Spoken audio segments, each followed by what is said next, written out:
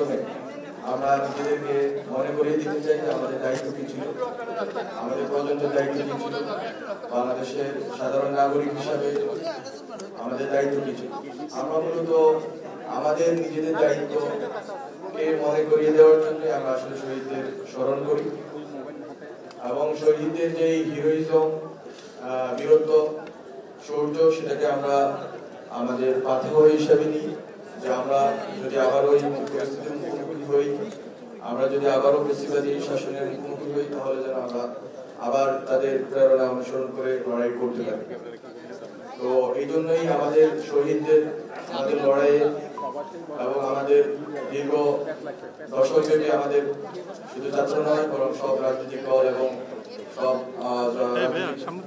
পক্ষ গোষ্ঠীর যেই লড়াই ছিল সেটাকে স্মরণ করিয়ে দেওয়ার জন্য এবং নিজেদের আগামী দায়িত্ব আবারও নিজেদের যাতে বিস্তৃত না হয় সেজন্য আমরা বারবার শহীদদেরকে স্মরণ করব। জুলাই একমাত্র মাস নয় যে আমরা শুধু শহীদদেরকে এই মাসে স্মরণ করব, বরং আমরা আমাদের প্রত্যেকটি পদক্ষেপে দেখার চেষ্টা করব কতদূর আমরা আসতে পারলাম এবং আমাদের আসলে কতদূর যাওয়া দরকার ছিল। বিশেষ করে বাংলাদেশে এখন যেই সংকটময় পরিস্থিতিটা আছে সেটা হচ্ছে বাংলাদেশে রাজনৈতিক দলগুলোর মধ্যে এক ধরনের বোঝাপড়া চলতেছে যে আসলে কি ধরনের রাষ্ট্র আমাদের দরকার। অনেক অগ্রগতি আছে কিন্তু সাথে সাথে আমাদের অনেক হতাশাও আছে, নাগরিকদের অনেক হতাশা আছে, সরকার পরিচালনায় আমাদের অনেক আকাঙ্ক্ষার কাছাকাছি না যাওয়ার হতাশা আছে।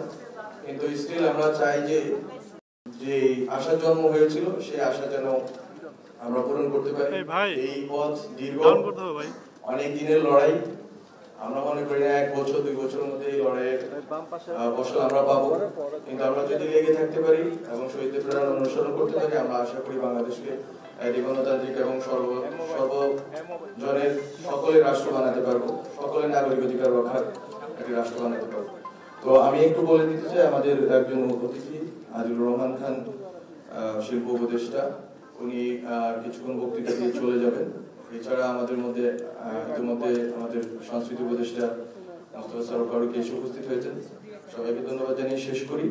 আমরা আশা করি যে জুলাই নিয়ে আমাদের যে শ্রাবণ বিদ্রোহ যে নির্মিত হয়েছে উপভোগ করবেন এবং আপনারা বুঝতে চেষ্টা করবেন যে আমরা কি স্ট্রাগলের ভিতর দিয়ে গিয়েছি আমাদের প্রজন্ম এবং এই দেশের জনগণ এবং আমাদের সামনে আর কত পথ বাকি। ধন্যবাদ সবাইকে।